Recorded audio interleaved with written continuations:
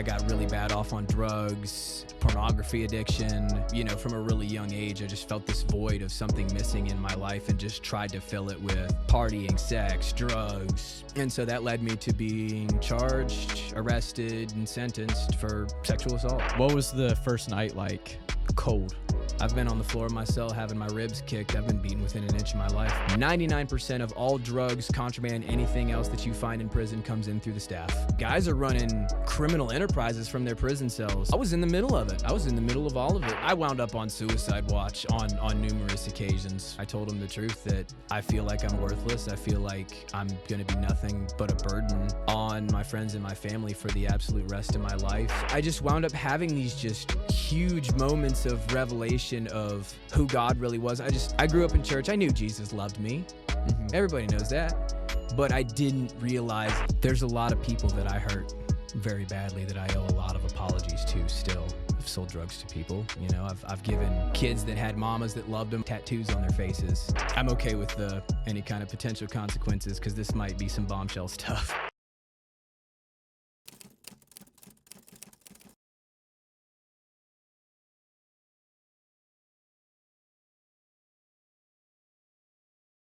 Cool. All right. Cool, man. So welcome to the podcast. It's so cool to be here, man. It's been such a long time. It feels like coming because I think, man, it's been close to a year since I knew about you and that you were doing this because Mike Clary actually told me about you and what you were doing. I think in about October of last year of 2024, and just because I was getting kind of short and everything, just to make a smoother transition, I think he held off on connecting us until I was actually out. Yeah. But you know, I've known about you for about a year too. Yeah, just Mike, because Mike was really great in getting us connected, and yeah, for sure. Yeah, I like heard bits and pieces of like how cool you are, and they were like, this guy's awesome. You got like when they heard I was setting up a podcast, they were like, you've got to get Carl on there. Like he's got great energy for it. And I was like, okay, perfect. Cool, man. And we've just gotten connected since then. Yeah, and it's just been.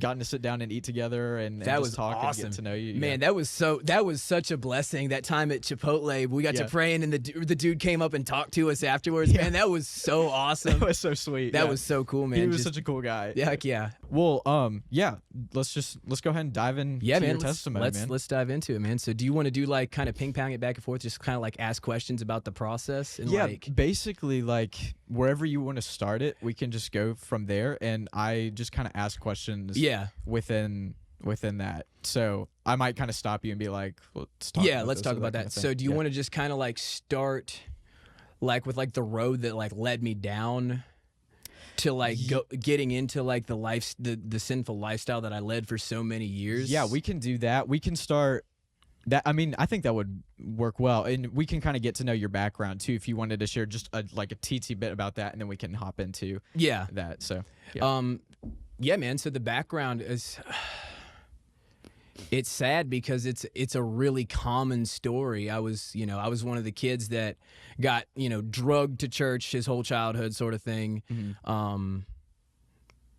And I was the only kid as well. So that kind of led me into, especially like once I started getting a little bit older and like just started having friends, my Sundays, everybody else got to go to sleepovers and stay up late on Saturday night. I started feeling kind of odd man out because I couldn't do that because I had to go to church early in the morning. So I couldn't do like Saturday night stuff like all my friends were doing at the time, which as an adult now means you should have had better friends back then and not been trying to run around, do all the dumb crap you were doing. Yeah. And so I think that led me to be a little bit resentful towards going to church because it was one of those things that it was something I was made to do and it wasn't my choice. Mm-hmm. So I felt kind of like rebellious towards it for a number of years. Yeah. And obviously rebellion towards church is rebellion towards God, and that is sin. That is the definition of sin, is rebellion against God, disobedience to God, and what he wants us to do and what he wants us to be. So that naturally leads down the slippery slope, the rabbit hole that sin really is, Mm-hmm. And what's your home life like in the past before everything was going on? I think a really good word to describe it would be tumultuous. Like a rage, like the ocean, because there were periods of paradise and calm, and there were periods of the worst storms you could imagine. And it just seems like the cycle just wouldn't end. Like I would basically act like I wasn't still into dumb crap long enough to get the people that were like trying to get me to do better long enough to get them off my back, so to speak, and get them to let their guard down so I could just go back to doing the same old stupid stuff I was doing. Yeah. What was that stupid stuff? Everything, man. I was into codependent sexual relationships that were out of wedlock. You know, I got really bad off on drugs, pornography addiction, just everything, man. I just started going a million miles an hour, and I really started getting bad off when my parents finally kind of let the reins off me a little bit and let me make my own decision about going to church, which after 17 years of being forced to go was a hard pass. Yeah. I skirted up out of there and right into a life of really of crime, of criminal activity and sin. I think my biggest regret in all that time, I think is between just all the meaningless sexual relationships I tried to form with girls my age. Just trying to fill a void that I felt from a really young age. I just felt this void of something missing in my life and just tried to fill it with partying, sex, drugs, playing in rock and roll bands and stuff like that. And then obviously, the sinful lifestyle definitely goes hand in hand with the rock and roll lifestyle. So yeah, I was a good musician and I was good at partying. So I had finally, fooled myself into thinking that I was filling that void. And that I was truly happy, and I really wasn't. Especially in like a 12-step program is a denial thing. Just being in total denial that I was rotting from the inside out as a person. I remember I was prescribed Prozac for depression for a number of years, and I loved it because I never felt anything. It did make me feel less depressed, but it also made it so that I was never really that happy about anything. Like I could laugh and smile and pretend I was pretty happy. Yeah. But I couldn't do it. Yeah. And eventually that led to, you break the law long enough, eventually you're going to go to jail. Yeah. What did that void feel like at the time? And why do you think you were turning to those things to try to fill it? At the end of the day, the hard truth is that sin is fun. We are all carnal and sinful beings, and the great illusion, the enemy is known as the great deceiver because sin is a deception of him. We think it's a good thing we're doing. It tricks our pleasure receptors. It tricks our earthly bodies into thinking that whatever it is we're doing, even though it's not good, is a good thing.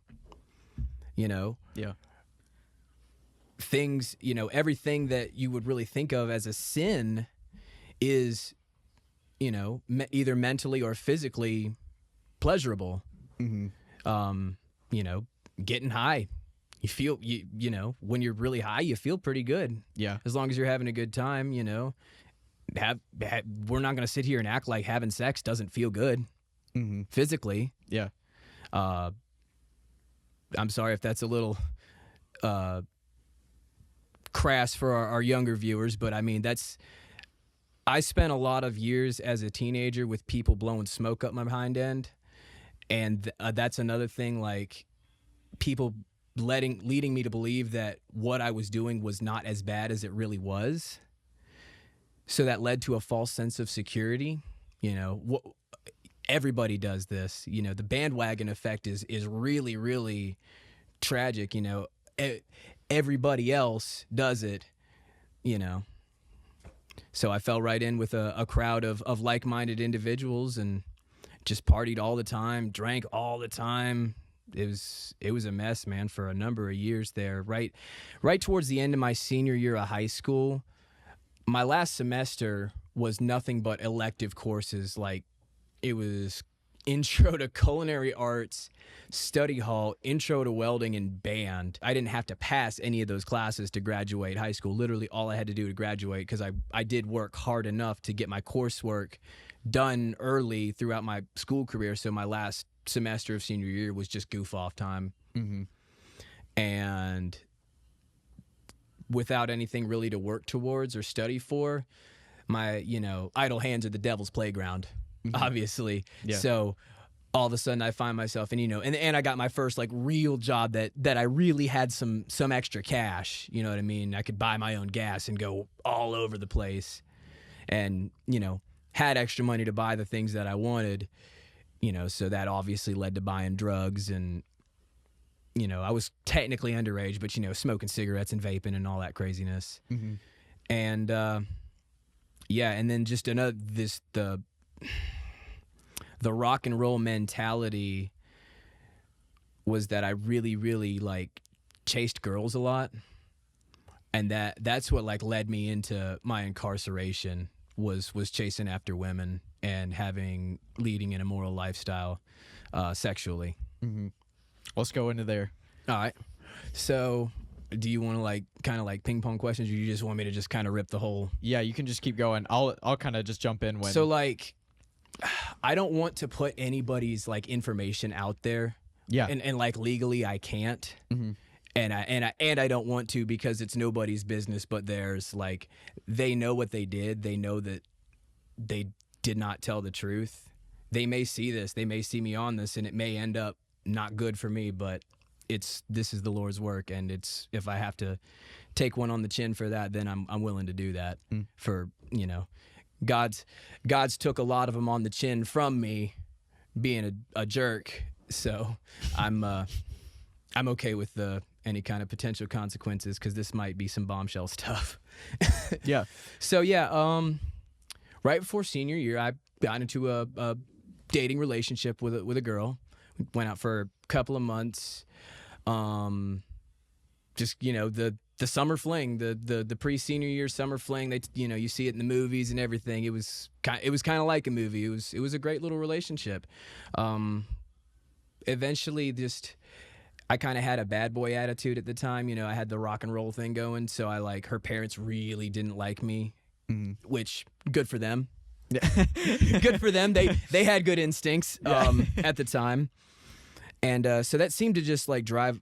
I felt like I was driving a wedge between her and her parents by her always wanting to spend time with me, and her parents just didn't like me that much. So like it just caused a lot of tension and issues for her at home. Yeah. So like I really didn't want to see that, because at that point I had at least matured enough that family did mean something to me, to the point where like I didn't want to see her like throw her family away over a high school relationship, right? Because who knows where we're going to be in our lives in 6 months. So I stepped back from the relationship, and it was a mutual thing.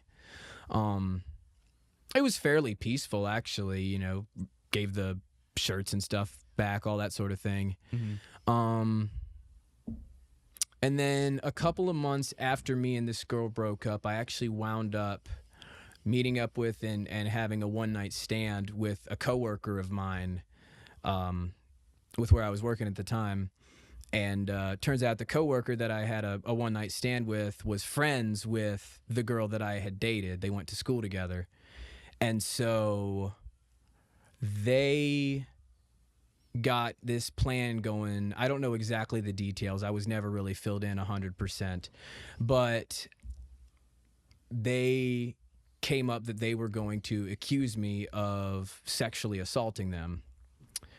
And in today's society, with the Me Too movement going, which is a good thing. I know that sounds like I'm trying to put it down. The Me Too movement is a spectacular thing, because unfortunately, there are hundreds and hundreds of thousands of women that are actually attacked in that manner. And that movement gives them the voice to get the justice that they deserve. But unfortunately, as we were talking about a second ago with technology, something that's created for good can have a negative implementation if somebody chooses to do so. Mm-hmm. So she, knowing this now, she kind of used that to her advantage, and they believed her over me because of, I think it had a lot to do, because that's right when it was really starting to get a lot of traction. And so that led me to being charged, arrested, and sentenced for sexual assault. Mm-hmm. So then you're in this new chapter of this like incarcerated life. Yeah. What was the first night like? Cold. I remember it was just so cold in that room. When you go into jail, they call it the booking process, where they basically get all your information, they put it in their system that's where you're being housed, like what housing block, what cell you live in, stuff like that. And that, that takes a little while to get you in the system anyway, and jail employees are not motivated people. Mm-hmm. They're not in a rush to do anything because they're on salary pay. It doesn't matter how hard they work, it matters that they show up. So they're not in a rush to do anything. So you usually sit in the booking area, like they have like a front area that has some holding cells. And holding cells are different from like an actual like resident cell, because there's no like bunk or anything like that. It's literally just a concrete room with absolutely nothing in it. Sometimes there's a molded bench like built into the wall and a toilet. If you're lucky, you get a toilet. Sometimes they just give you one with a hole in the floor. So were you in that for a while? I've been in both throughout, I've seen most different types of cells. I haven't been like forced to be in a dry cell for a real long time at any given point. One of the things they ask you is like, are you having thoughts of suicide or thoughts of harming yourself or others? Mm-hmm. That is part of like they do like intake medical questions, allergies. Do you have allergies? Are you missing teeth? Do you have dentures? Do you have implants? Do you have, artificial joints, stuff like that? Mm-hmm. And they kind of get like your basic medical stuff, because they run you through metal detectors and stuff like that. So they have to figure out like if you have an artificial hip, that'll set off a metal detector, stuff like that. Yeah. But and the thing is, though, they just crank the air conditioning super, super, super hard, and then they will a lot of times take most of your clothing from you. Like, I was stuck in that room with nothing but a pretty thin T-shirt and a pair of shorts on, and it was like 51 degrees in that room. Whoa. And they left me there for 28 hours. They fed me. They were supposed to feed me 4 times. I only got fed twice, but that's booking. That's kind of a crapshoot whether or not you're going to get fed. Yeah. So you basically go from this one life of prison to another life of prison, because that first like whole thing was I was a slave. It was a prison because I was a slave to my sin. Mm-hmm. What did the difference feel like? Well, the thing about jail is it actually can make you more of a criminal, because you're already in jail.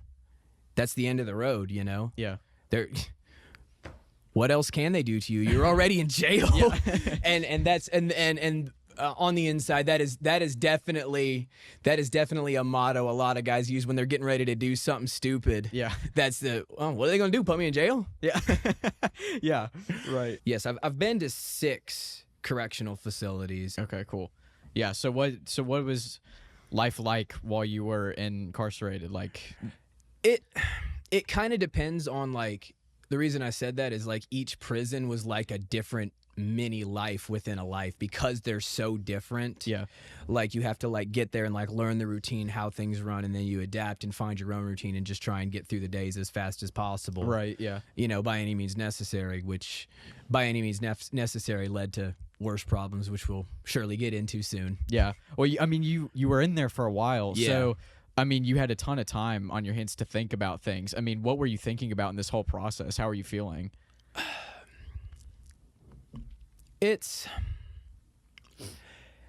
I think where I went to jail so young and I was still like growing and developing, like my thoughts were very fluid at first. Yeah.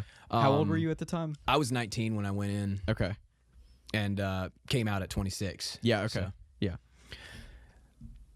And you know, it definitely, I'm noticing now like negative effects I've had because the human brain doesn't finish development until it's like between 25 and 30. Yeah. So like my brain like wasn't fully developed and finished its development with an institutionalized mindset. So I find like a lot of like stumbling blocks now as an adult. Yeah. Trying to get through like trying to navigate like daily life. Yeah. Well, I understand like a lot of people, I think this happens to a lot of people in our culture now, but like we have such a society of distraction that like whenever we have moments of silence, like you hear about people going on like just say a hike and then they're like, I had this revelation on the hike because I had these thoughts, and it's like, well, yeah, this is like the first time you've gotten to actually think to yourself in like years, because we're all so bombarded in our minds with so many different things. Everything's trying to grab our attention, and so like we don't have time for ourselves to just sit and like think about anything, like important things that we should be thinking about developmentally as we get older. And so like you were in this time of like a lot of pleasure seeking and excitement seeking and a ton of fun, crazy, like all that. So it was a lot of like distraction. And so I was curious, like when you get into prison, I'm sure like the whole scenario is like a lot of silence and time of like, well, I'm sure there's, you know, you've got other inmates with you too, but like you've got a lot of time to think to yourself and things. And like, were there things that were coming up in your past that you haven't dealt with and then they like blew up on you when you were in jail? Like, because you were saying you had depression too and that kind of thing. Yeah, so, yeah. definitely. Yeah, I definitely wound up on suicide watch on numerous occasions throughout the period of incarceration. Sometimes they'll just notice. Sometimes they actually do notice and watch you and notice like erratic behavior.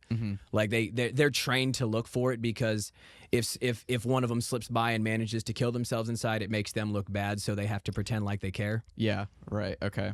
Man, that's such a sad situation. It's bad. Like you have to pretend to care that whether or not somebody kills themselves, because you have to worry about whether or not you're going to get in trouble for it. Yeah, right. Like that is actually like a lot of correct. Like, I'm sorry to put, if you have a loved one or somebody that's a corrections officer and they're a good person, then please exclude them from my, you know, what I say. I'm literally just recapping what I've seen with my own two eyes. It's, you know, it is what it is. I'm just speaking the truth of what I've seen. Yeah. What I've witnessed personally. I can't speak for anybody else's experience, anybody else's mindset. I can only speak for myself. But going back a little bit, for the first time, I think what happened is the void I wound up feeling was a void of loneliness. And the reason the drugs and the partying, I thought, filled that void was because, you know, inebriation is the great equalizer. Drugs and alcohol, you know. Suddenly the quiet, shy guy, you know, he gets a couple of drinks and he opens up, and it turns out he's funny, you know. Unfortunately, the erroneous but all too common conclusion is that drinking makes me cool. Drinking makes people like me. No, drinking made you not scared to be who you really are, and people like who you really are. The drinking is not why they like you. You can be just as funny, you can be just as entertaining, you can be just as charming of an individual, stone cold sober, as you can drinking, in my opinion. Yeah. But that being said, like, let me I'm ADHD, so let me just finish this thought before I lose it forever. Go, man. But yeah, so like the loneliness was what really I noticed. Is just I grew up, and you know, I grew up being homeschooled and stuff, so I didn't grow up around a whole lot of other kids. Okay, yeah. So that's kind of what like developed the loneliness complex. Like I was, and that was a complex that I just kind of developed on my own. It wasn't any fault of my upbringing, because I was raised in a house that was full of life and full of love, and it absolutely there's an adage out there that says, there's no such thing as bad kids, only bad parents. That is absolutely not true, because my parents are both saints. They are spectacular, wonderful, loving people. They're some of the best people you could ever hope to meet. I was a bad kid at the end of the day. And I'm fully capable of admitting that I was a bad kid by my own choice and my own doing. Yeah. And I don't know if you have like any revelation on this now, but like if you're looking back at that time of you were feeling lonely, what would you do differently as that kid? I would have sought out positive social activities with like-minded people that were into positive thing. I would have leaned more into like I went to Young Life and stuff like that. But what I should have been doing was leaning more into building relationships and spending time with the people that went to stuff like that, people that were not as into the foolishness that I thought I was into at the time. Yeah. So you said you were on suicide watch when you were in prison. Why? They looked at me and they could tell, and I was at the point where I was so low I really didn't care. I told them the truth, that I feel like I'm worthless. I feel like I'm going to be nothing but a burden on my friends and my family for the absolute rest of my life. And it just seemed, unfortunately, they really would objectively. I obviously they weren't. Then and they'll tell you, they wouldn't be. But me trying to rationalize it, basically using logic, was able to fool myself into thinking that their lives would be better if I was dead. So it was like I just didn't want to keep being a burden financially and emotionally on the people that really still did care about me. And so, I remember my parents came to visit me Christmas Day of 2021, and that really, really just upset me. Not seeing them was great, obviously, but I had so much going for me, and now I'm spending Christmas in a prison visiting room.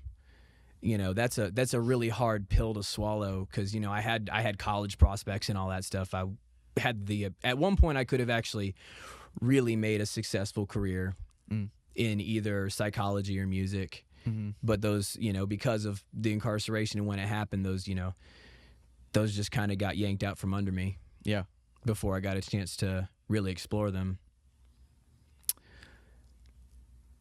But not all education comes from a classroom. I think most of the most important lessons we learn as people don't come from classrooms anyway. So what have you learned that made you say that? I learned who God really is. I learned who Jesus Christ really was. I learned the true meaning of faith, the true meaning of resiliency, and the true meaning of love. And I learned all of those things from the examples set forth from God our Father. That's awesome. So how did that was tense a little bit. That got kind of tense for a moment. A little silence. Yeah, it's like I know. Dude, I'm trying to get better at that, because like you want to like have a silence, because if you can sit there and you can think more. And so, like I hate to like come in and jump in and like say something that you're actually, I think you're maybe overthinking that just a little bit, because you really are timing your pauses really, really nicely, and like letting the right amount of silence set before you jump back in. Dude, that's such an encouragement. That's totally the Lord, though. Absolutely. Totally. So let's go forward from we made this jump from you were hopeless and you know kind of suicidal, and then you made this jump to you found the Lord. So let's fill the gap there. Okay. Yeah, because so there was, and I mean there was a lot of stuff in between that point, because that was 2020. That was the end of 2021, and I didn't get saved until 23. I didn't really dedicate my life to Jesus until the end of the middle to end of 2023 was when I really felt like I was home and was all about God. And even then, just because you accept Jesus Christ and you get saved, that doesn't necessarily magically fix everything, because the enemy is relentless. The enemy is never gonna stop trying to turn people away from God. That's how he gets his jollies. Yeah. Is ruining lives and tearing people away from their Father. Yep. Yeah. So how did you? I mean, you're in a prison. How did you come to get to know the Lord?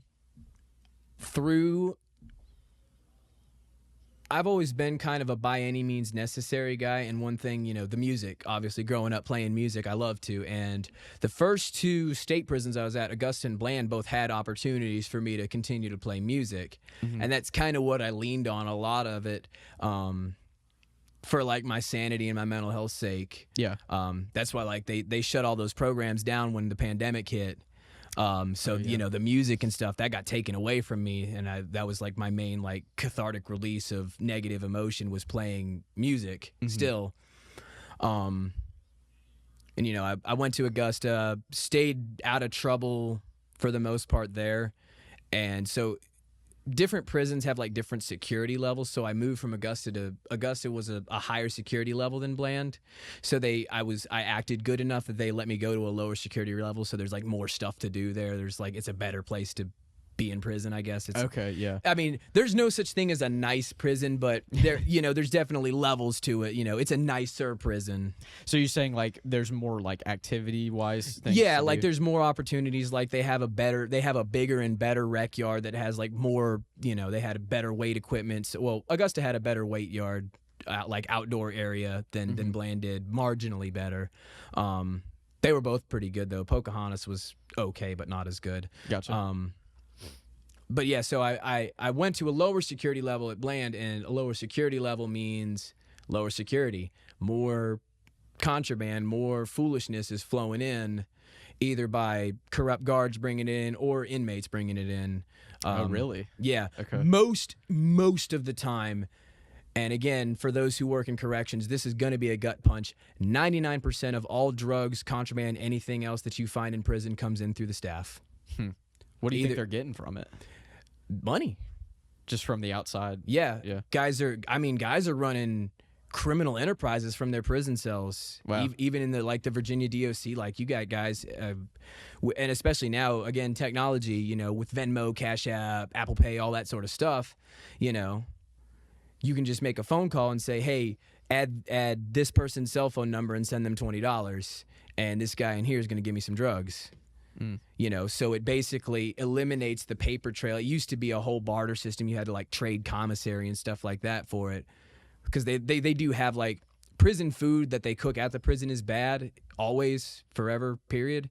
But they have like what's called commissary, which if you're in Boy Scouts, you know about commissary. Like they sell like ramen noodles and little bags of chips and sodas and stuff like that, snacks. So they have like out from the outside like real food basically. Yeah. But you have to buy it or trade around for it, Yeah. That's crazy. Did you ever have interactions with that, or what, like the barter system, or just the drug like dealing? the drug dealing and all that? Yeah. Oh, I was in the middle of it. I was in the middle of all of it because I still like to party. I still liked to get high. Yeah. Okay. For up until I didn't even really go into recovery and really become serious about recovery until the end of 2023 was when I started thinking I needed to change. And it wasn't until like the spring of 24 that I actually really got sober and put all the drugs and stuff down. Mm-hmm. Yeah. Wow, that's crazy. Yeah. So like it's just right about a year now that I've been really, really working the recovery stuff. Yeah. And been more involved in that as well. Yeah. Man, that's wild. I had no idea. Yeah. Yeah. Okay. So let's fill more of the gap of like, you coming to find the Lord. Okay, so Pocahontas, when I got moved, obviously being at Bland, I was into all sorts of craziness. And I got in a lot of trouble at Bland because I noticed that the guys who could tattoo and tattoo well in prison never had to pay for drugs. All the guys that have all the drugs want tattoos, so they'll just give you a handful of drugs for a tattoo. Yeah. Works out great for you because then you can get high for free and do tattoos. So, yeah. It's very much against the rules and it's very much not a thing you should be doing, but you don't go to prison for being an upstanding citizen. Right. Dude, the guards are around. They see you guys high and just like they're just corrupt, so they just don't care, or Yeah. Oh, Okay. absolutely. I saw a lot of guys. Here's a big bombshell. Several officers were fired from because a guy swallowed a bag of drugs and they beat him until the bag busted open in his stomach and it made him overdose and he died from it. Oh my gosh. Yeah. That's insane. Wow. The guards were the ones that beat him. Wow. Yeah. That's wild. Did they know? Yeah. There's cover-ups all the time. There's people that work in the Department of Corrections right now, and literally, like, the only reason I'm not revealing their actual names is for my own personal safety. Yeah. Like, for fear of retaliation, like, I'm not, like, they're gonna stay anonymous, and unfortunately they're gonna, I guess, be able to kind of keep doing what they're doing, but at least hopefully it'll perk somebody's ears up, and they'll at least know that it's going on. Because there's people that work at right now that are still employed by high-ranking officers, as a matter of fact, that have killed multiple inmates. Wow. In cold blood, and the murders were covered up, and they still have their jobs. Wow. It just kind of goes to show, like, I mean, you guys were the prisoners, but those guards also are dealing with, clearly dealing with their own things as well. Absolutely. I think, and unfortunately, the position of a corrections officer is a really appealing job to a lot of mentally unfit people. People, you know, who feel powerless in their own lives and in their relationships, because, you know, in prison, you know, prisoners, especially, you know, I never did get wild enough to go to the really high security levels like the supermaxes. I'm not going to sit here and act like I'm, you know, a big tough guy, and I've never been to Sussex. I've never been to Greensville. Those are the really, really, really nasty prisons. Greensville has 5 or 6 people dying from overdose every single day. Oh my gosh. But it's the biggest prison. It's the biggest state-ran prison on the East Coast. It houses almost 5,000 people.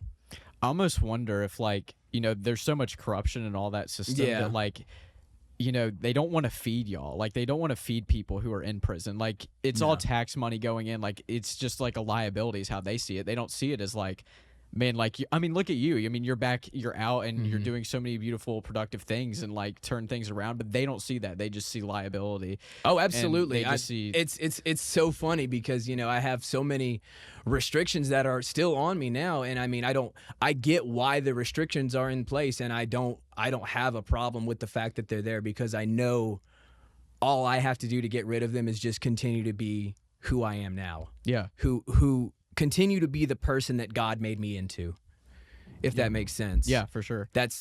And holding steadfast, you know, man, I love the book of James so much. And, you know, James 2-4, know that the trying of your faith works patience, and let patience have its full effect, that you may be perfect and complete, wanting in nothing. Oh, it starts out, count it all joy, my brothers, when you fall into trials of various kinds, that the trying of your faith works patience, and let patience have her full effect, that you may be perfect and complete, lacking in nothing. James 1-2-4, something like that. But, you know, it's just a patience thing. These things, good things do happen if you wait on them to happen, and if you stay faithful. Yeah, I never thought I would get, you know, I wound up, if you act up in prison, they, like, take your good behavior time away from you. So, like, I wound up keeping a decent amount of mine, probably more than I deserve to keep. Otherwise, I wouldn't actually be out. If I had lost all of it, I'd still be in. I'd be in till September. I wouldn't be coming home till September. But yeah, I'm so sorry. I get, like, I tangent sometimes really bad because, like, no, that's ADHD. Okay. Yeah, no, that's good. Like, so I'll rip off onto, like, a tangent it's kind of related, but like not. Well, no, it makes it interesting because you take a tangent onto something that maybe I wasn't going to ask you about, and then you kind of expand on that, and so that makes it really cool. So cool. I see it as a plus. Okay, yeah. Awesome. That's why I'm here anyways. I'm just here to ask you questions. Yeah, and keep us on track. We just kind of keep things moving. All right, so we're still good be on ADHD good on track. all you want, man. Awesome. It's perfect. Cool. What was I going to ask you? Oh, yeah. So, yeah, you know, so, like, there's this question that a lot of people are really interested in. For people who have left prison, they're really interested in knowing what you would think about, like, how you would change the prison system now that you're out of it and what you understand about it.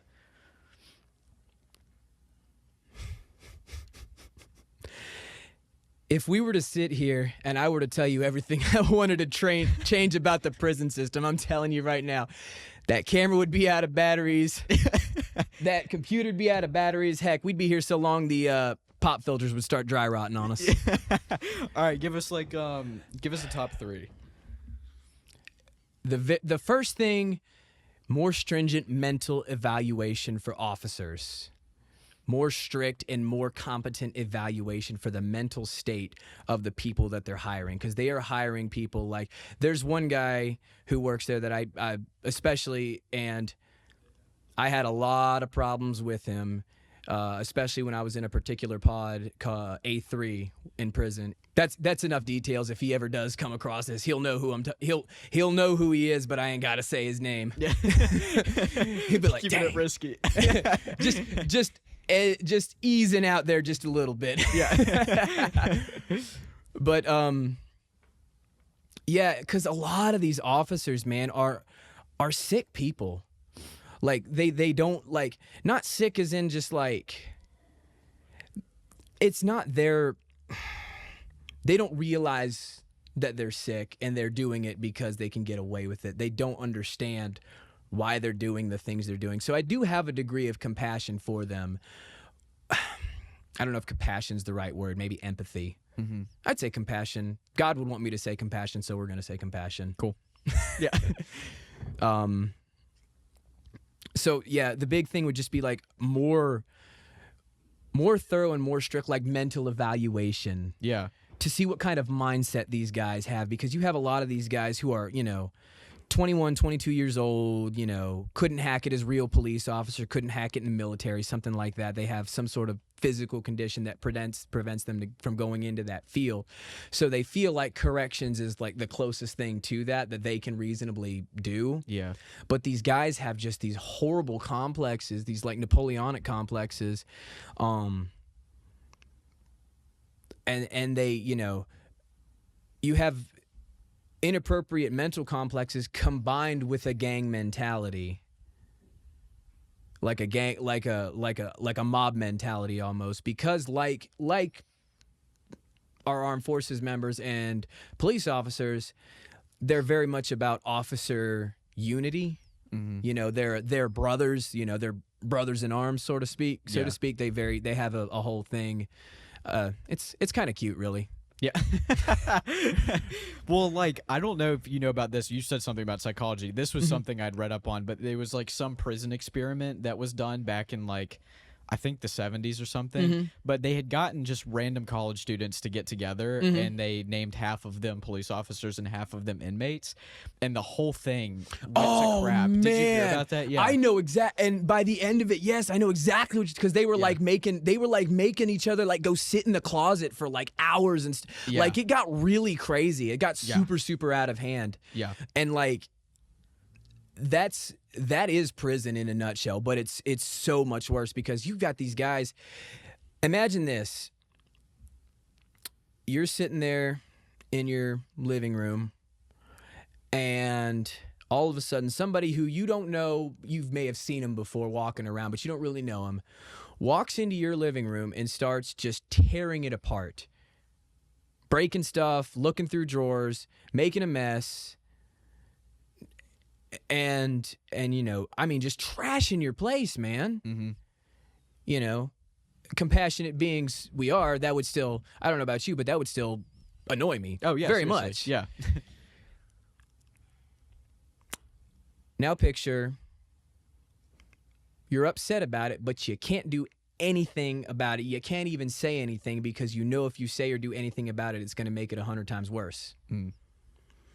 Now picture when you ask him why he did that, his answer is, because I can.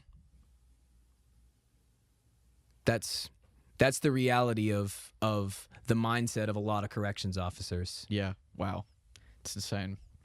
All right, let's go back to testimony and to absolutely emerging into learning more about Christ. Or you grew up in the church, I know that. Yeah. So you knew about Christ, but what kind of made you be like, okay, I want to take this step out and trust in Him more than leaning on my own self? It ties back to the music. Pardon me. Which is so cool because that's how God made you. I mean, he made you as somebody who he made really and he like I know he made me a musician. He made me to. That's one of the things was to help people and lift people up through the power of song. And another thing that coming to know Christ has taught me is what the real purpose, the real reason I have the abilities and the talents that the Lord has blessed me with. But yeah, going into the transitional phase, going to Pocahontas from Bland was a really stark change. Augusta was the most like wide open, just wild prison out of all of them because like the guards there just don't care because it's such a gang. Augusta is like super bad gangland. Mm-hmm. So they're really worried about just like trying to keep the gang riots to a minimum. So like a lot of the little things that are technically against the rules but not that big a deal, they just kind of let it slide. Yeah. Bland and Pocahontas are much less so. You know, Bland was a lower security level, but they ran a tighter ship. So the stuff I was used to getting away with at Augusta, I no longer could get away with. I wound up catching like just a couple of tattooing charges, which is really, really minor. It's not like a street charge for tattooing without a license, which is a class 5 misdemeanor or something like that. Mm-hmm. It's just like a little institutional charge. They write you these little fake charges and they give you a punishment while in jail. Like they'll like take some money off your books or like take your phone privileges for a number of days or just stuff like that. Okay. Because at the end of the day, you're trying to take something away from somebody that's already lost pretty much everything. Mm-hmm. Yeah, right. It's not an effective punishment. Yeah. Yeah, it doesn't make sense. It's not an effective punishment. Now, they are getting better about maybe trying a less harsh way because they've actually opened up White Rock now, which used to be Lawrenceville Correctional Center. And Lawrenceville was the last privately owned contract prison in Virginia. So it was owned by a private entity, and then so it hired its own employees. Like people who worked at that prison were not DOC state employees. They're contractors from an outside entity. But anyway, they've turned that now into White Rock, which is an incentive prison. You can go there, but you have to act right, and you have to continue acting right while you're there. But in return for not, for actually doing what you're supposed to be doing to rehabilitate yourself as a person, you get rewarded for that rather than indifference. Yeah. Because, like, normal prison is like either indifference or punishment. There's no reward for when you do the right thing. There's almost no reward for it. You don't get a pat on the back saying, oh wow, you got a college degree. That's awesome. None of the guards are gonna be, hey man, I heard you got your college degree. That's pretty cool. They're gonna be, hey man, take that crap off your window. You ain't supposed to have that. Yeah. So it's like why a lot of guys sink into the mindset, unfortunately, of like why bother. But anyway, so Bland and Augusta both had band rooms and allowed, let me play music. Pocahontas didn't have an inmate like a band room, but they did have instruments for the church band. Okay. So it basically came down to you can keep playing music, but you have to start going back to church. Yeah. And that was how, and now I see it because anybody who says God doesn't have a sense of humor doesn't know him all too well, I don't think, because I think he definitely has a sense of humor. It's like, all right, I'll give you some music. I'll give you some guitars to play. But you got to come on home, boy. Yeah, exactly. That was, and there's a couple of instances, man, of just instantaneous answered prayers. Just like the ones that like I'm sitting here thinking about them now and still getting, a year later and still getting a chill down my spine. Like not like a bad chill, obviously, but just when you really, you don't talk about when you really feel the presence of the Spirit to the point where you have a physical reaction to goosebumps. Yeah, exactly. Yeah, even thinking about this. So I just can you share like a moment of that? Can you remember? I have a couple of really good ones. So I went to church. I didn't play in the band. I just went to church a couple of times just to kind of feel it out and see what they were about. And I actually really wound up getting something positive, even though I wasn't like really following along with the scripture or like the music or anything. It was just good energy at first, and it was just a positive place to be in a really negative environment. So it became a place of solace for me, especially because I had just transferred to a new prison. That's always really, really stressful because, you have to move all your stuff. because you can buy like sweatpants and shorts. If you save up enough money, you can actually buy a personal TV and stuff like that. Oh, okay. But then, like, when you get transferred to another prison, it's not like you can just put it in a bag and carry it on your lap or anything. They have to go through it to make sure you're not trying to transfer contraband from one prison to another. Yeah. So they have to like go through all of it, and they actually like go through all your stuff, check it over, and then UPS it to whatever prison you transfer to. So you're usually between two. It really varies on how motivated the property department is at a prison, which is somewhere between not very and not at all. Yeah. And so that it was just I didn't have hardly any of my things. I couldn't even like watch TV or anything, so I had nothing to do. So I was like, well, I may as well just go to church because it'll at least still get me out of the pod for a couple hours. Yeah. Yeah. And I just wound up having these just huge moments of revelation of who God really was. I don't know what had changed, because it's like I had heard the message before, but it's like I didn't listen before, if that makes sense. Like I heard the message, but I wasn't listening to it. Yeah. Kind of in one ear, out the other sort of thing. Like I grew up in church. I knew Jesus loved me. Everybody knows that. But I didn't realize is that Jesus loved me as a verb and not as an adjective. Yeah.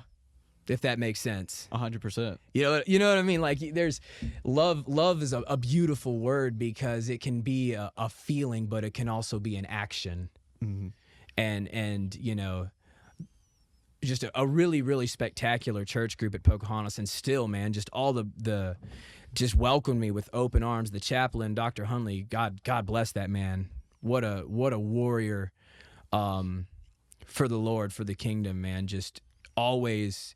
And it's funny because very seldom do you ever have a staff member, such as a chaplain, who is willing to ruffle feathers with the administration of a prison to get the religious groups the stuff they need. And Dr. Hunley is that way. He will absolutely go to battle with whoever. He does not care. He's got no chill in him whatsoever. He's got one boss, and none of them work for DOC. Yeah. You know what I'm saying? God tells him jump, and he just says how high. Yeah. And he carries that with him. He carries that mindset and that energy with him. So it's just kind of manifested. And, obviously the inmate, the brothers there, within the church at Pocahontas, they just, all of them are just such, and nobody's perfect, obviously, because I wound up to the end of the stay, I wound up being an elder in the church. And even being an elder in a church, still fighting with addiction, still battling it, there were slip-ups, there were relapses, absolutely. Not for a really long time now. But, first getting into the ministry part of it, I was definitely not qualified to be, but when has God ever called somebody who was actually qualified? Yeah, exactly. So, so I started, kind of talking to some of the guys in the band, and eventually had managed to kind of work my way in as a keyboardist, actually, because they needed somebody to play piano. And it was one of those things that it was just get a guitar in my hands, let me show you how I play it, and let's go from there. And they wound up letting me switch over to guitar. So I was back to where because that's my favorite instrument to play anyway. Yeah. So I got into a good place where I was able to play music some again. So and I was kind of content to stay there for a long time. But then what happened was the guy who was the leader of the church band wound up getting transferred, and the responsibility of leading the church band wound up falling to me. So that's when I started because I didn't want to be I didn't want to be a phony. I wanted to be real about it. So I really had to start focusing more on God, not just in church, if that makes, I had a good focus on God in church, but I still had a tendency to kind of do the stuff I wanted to do outside of it. Yeah. And I think that's the key differentiation between going to church and having a relationship with God. Because anybody can go to church, but having a relationship with God means that, he's part of your life when you're not at church necessarily. Or being at church doesn't necessarily mean you're in a dedicated building of worship. Yeah. So I had to really like buckle down, and I felt the Spirit convicted me. The Holy Spirit really convicted me, and I just felt this overwhelming need to become a better man of faith so I could be a better band leader. It was one of those things and at that point I had been going to church enough that I had started incorporating some scripture study and some prayer into my daily life. Not nearly as much as I should have been, being a worship minister. Yeah. But, we've fixed that now. Yeah. Yeah. We God and I spend a whole lot of time together now. That's awesome. It's good that he never gets sick of us. Yeah. Cuz I'm like one of his biggest fans now. What does that look like? Honestly, just bliss, man. I mean, I still have bad days, obviously. I still have tough days, but like I find now I can bounce back from a really, really tough day really easily. Like it takes a lot less to get me out of a bad mood than it used to. Yeah. So that's like a big thing that my faith has done for me and has made me realize. I think it boils down to a compassion thing, because a lot of annoyance is based off of a lack of compassion and empathy. So when you have a greater capacity for compassion and tolerance, less stuff bothers you. You're just gonna get less upset. That's just the science behind it. Yeah.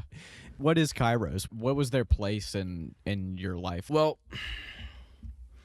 they were the ones who just they were the conduit for seeing that God does not condemn us. He doesn't want to condemn us. He doesn't want to give up on us. He wants us all to know him and love him and be a part of his family. Every single person on the face of this planet. Mm-hmm. And they showed me what it was to be an instrument of God. Not like a musical instrument, but, a tool. Not like a tool like what's up, bro? But like Yeah. Yeah, so, man, Kiros was it was so wonderful. The first thing I noticed about Kiros, and it's so weird because I have a tendency, being an artist, to notice little details that a lot of people miss. The first thing I noticed was the smiles. You never see that in prison, and that's it's one of those things that you don't see, and you don't realize that you haven't seen it until you see one, and it becomes like you have a click moment in your brain where it's like, wow, I've never had an outside volunteer smile at me before. Or, ask me what my name is and how my day is. Mm-hmm. Normally they don't care about stuff like that. Even like the officers, like the teachers and stuff. The teachers can be pretty cool, but, some of them are just, it's a job. Yeah. They're not that, they're not going to sit there and build a relationship with their students. They're there for a paycheck.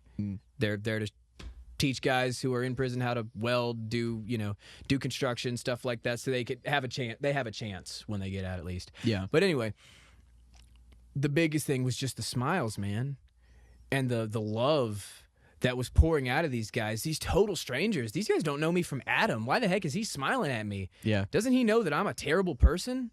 Doesn't he know that nobody wants me, nobody loves me? This guy, why is he smiling at me? Why is he being nice to me? I'm a horrible piece of crap. And by the end of that weekend, if you listen to those men and you listen to the Spirit and you let the Spirit into your heart, you'll realize that that's one of the worst lies you could ever tell yourself, is that you don't matter, is that you're not loved, you're not appreciated, because God loves us. God appreciates all of us in this just fantastic way. Oh my gosh. Oh man. And these Kiros brothers they're the manifestation of that love, and it was the first time that I really got to experience people loving on me despite what I'd been through and despite what I thought I was. Because when I went to prison, they told me I was a monster. I've had a fella who didn't like what I was locked up for. I've been on the floor of my cell having my ribs kicked. I've been beaten within an inch of my life numerous times just because somebody didn't like why I was in prison. And I realize now that God protected me through all those things. And I ignored it for so long, but then I finally realized it, and that's just when I broke down. I cried so much that weekend. Like even thinking about the forgiveness ceremony, and I don't want to go too much into it because it's something that just really has to be experienced. But the big thing was the forgiveness ceremony. Those who know, and I'm just going to leave it at that because it's such a beautiful physical experience of the real love and the real forgiveness that God gave to us at such a terrible cost. You know, we're here, you know, we're here on a Monday, the day after Easter. Yeah. You know, so it's very fresh in all of our minds, I'm sure. Just, you know, we have this freedom from sin. We have this chance at redemption. We have this chance at eternal life. But it came at a price. We don't have to pay the price, so we don't understand the price because we're not the ones that had to pay it. God's the one that paid the price. Because, you know, all the parents out there, I speak now to the parents. Imagine willingly giving away your child to the most horrific death imaginable so that somebody like me could have a new lease on life, could be freed from my sin, could be freed from the debt I owe. I should be dead right now. I deserve to be dead right now for all the bad things I've done. But I'm not. I'm here, and that's who God is. That's what God does. And I can't ignore it now. I have to be about it 100%. I have to show God that I understand this new lease on life, this positivity, all of it, everything that I now have. These are all products of love, specifically a love that came at an absolutely unimaginable cost. And so now I try and tell people about all these things I did because, you know, drinking, sex, partying does not sound like horribly abnormal teenage behavior. Let's be real for a minute. But because that's the thing, when you're young, unless it's an instantaneous consequence, very seldom do we understand the consequences of our actions because they're not right there right now. It takes time for the brain to mature and to understand that every action has not only an immediate reaction, but a lasting reaction as well. Mm-hmm. There's a lot of people that I hurt very badly that I owe a lot of apologies to still. And all I can do now is just beg their forgiveness. I've sold drugs to people, you know, I've given kids that had mamas that loved them. I've given kids that had loving mamas tattoos on their faces, stuff like that.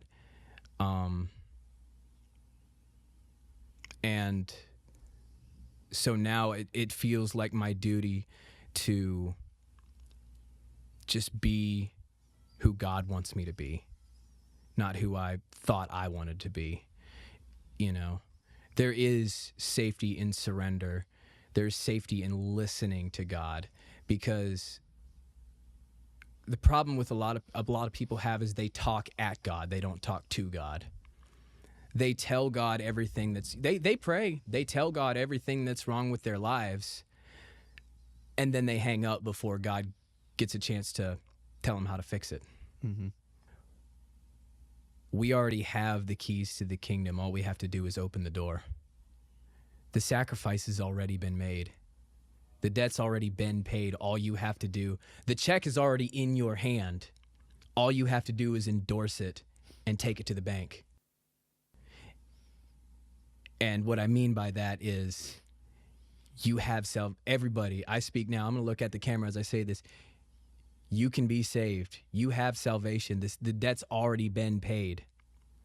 All you have to do is accept that Jesus Christ is your Lord and Savior and that he died so that you could be free. What's your purpose now?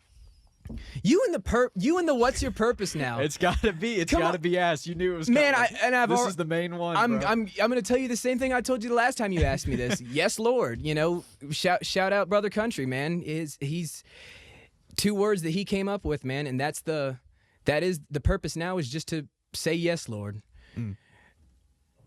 Because I trust God now, because I've seen him carry me through all these trials and all these tribulations, you know, relatively unscathed. You know, I've got a few more tattoos and a few more scars, but you know, I'm not missing any organs, and I'm missing a couple of teeth, but they didn't get knocked out. They got pulled out by a professional. So that's cool. Nice. So that's cool. A blessing. always a pro. Anesthetic's nice. Yeah. For sure. But yeah, it's so hard for people to understand that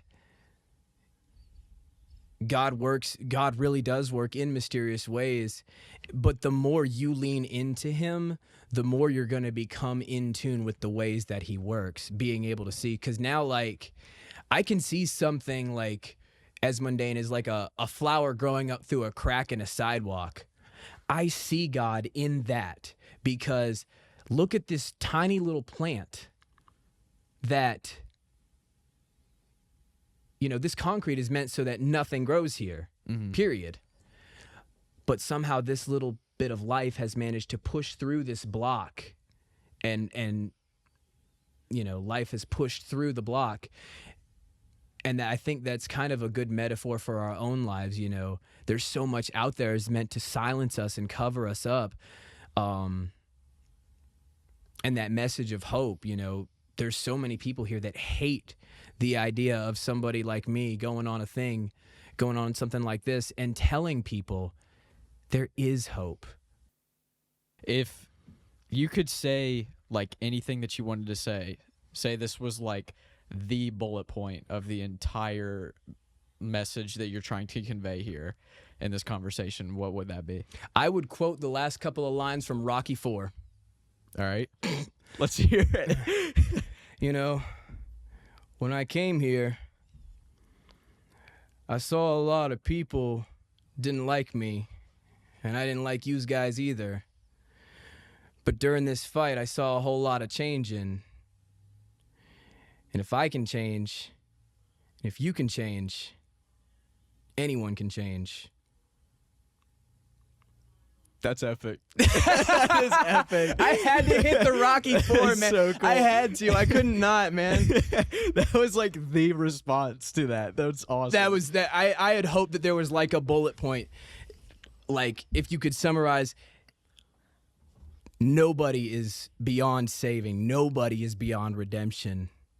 I'm picture proof. I'm picture perfect proof of that. Yep. That there is nobody that can't come back. 'Cause like the people who, especially like we had talked about, my friend and I from school that had reconnected, like one of the things she says to me when we hang out is like, every time we hang out, she's like, you've smiled more today than I think I ever saw you smile the whole time we were in school together. Like stuff like that. And like stuff that I just do because I feel like it's the right thing to do. And like, I guess I didn't do it before. I just didn't notice. I was too focused on me to notice the issues. And they're like, you are not the same person that you were. Like, if I didn't know who you were, I wouldn't know you at all. Both, you know, appearance to a degree, but just the personality, the total change, just, you know, all these feelings of betrayal and suffering and sorrow have just been replaced with optimism. I believe that there is a better future waiting on us, because this world eventually will pass away, and it's our job just to make it the best we can, because our true home is not this world but is heaven.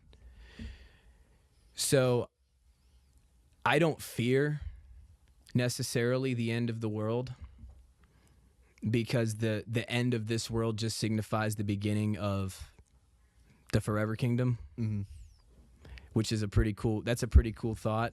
Yeah. But at the end of the day, there's still so much misery and suffering going on in the world, and I want to be able to do something about it. So that's like another reason I really wanted to come here and kind of share my story and what happened to me and who I was then versus how I feel now because of God. Like, there's a lot of people that I'm sure that are in my shoes now and are feeling lost and are feeling hopeless. Like, you know, they can't get away from that bad lifestyle they live in. They feel like they need a change. And the only thing stopping you from changing is yourself. Once I realized that I was the one stopping me from changing and I had to submit myself to the will and authority of God, that's when the change really started happening, when I realized that it's not up to me, it's up to Him. Mm-hmm. Awesome. Yeah, man. Incredible, man. Well, Carl, I think this is a good point to wrap it up. But yeah, for sure. Your testimony is incredible. I mean, thank you so much, man. The way that you carry yourself into the room, and I mean, your excitement, it's like awesome. Like getting just to see you hop out of the car immediately was like dap up, like hugging each other. Absolutely. Like your energy is we're ready, man. Yeah. We're fired up. We're ready. We out here doing the Lord's work today. Yes, sir. Yeah. Yeah. It's just incredible. I mean, you carry that energy pretty much since the day I met you. You've always been like that, and it's just so awesome to see, because I've never met anybody who's like been incarcerated before. And so, you know, the world kind of paints this picture of like people who are just like, you know, really in the dumps and like kind of aggressive and mean, and like you just like carry the polar opposite, which is like all I can tell the Lord has done so much work in your life. That's like, man, thank you so much for saying that, and that's so validating just to hear that, you know, the inward changes that God has worked in me are reflecting outwardly, and you know that's something that we should strive for. You know, let those changes let God heal you and make you a better person. So I'm glad that it shows through in the way that it does, man. It absolutely is, bro. It Awesome. absolutely is. So again, I just try and I want people to see like how happy God makes me, because if just one person says, man, look how happy that dude is despite everything he's been through, I want some of that God stuff, and they wind up giving their lives over to Jesus because they saw how I act, I could die happy right then and there and know my whole life purpose was fulfilled. heck yeah. But I'm not stopping at one. Yeah. Like Brother Bill Rich always used to talk about Hacksaw Ridge, you know, the Army film. Yeah. Army medic. I forget the fella's actual name. I never can remember. I'm horrible with names. But, you know, he got court-martialed because of his faith. He refused to carry a gun into battle. He was a field medic in the Army in World War II. And this dude saved 73 people invading the Polynesian Islands when the U.S. was working its Pacific campaign across to get to mainland Japan. He literally, like, one by one, had to haul these guys up a rope, like up a cliff, to get them to safety. And like his whole thing, every time he kept going back looking for more people from his squad, looking for just one more person that he could save. So that's kind of where I'm at now. I'm just looking for just one more. And I'm never satisfied, and I hope I never am satisfied with one more, because I just want to keep them coming. Yeah. Heck yeah, bro. Yeah, man. Well, Carl, thanks for coming on. Yeah, man. It was such a pleasure, bro. Dude, beautiful. What? Beautiful. Yes. Oh my It was so gosh. good. That was so great. It was amazing.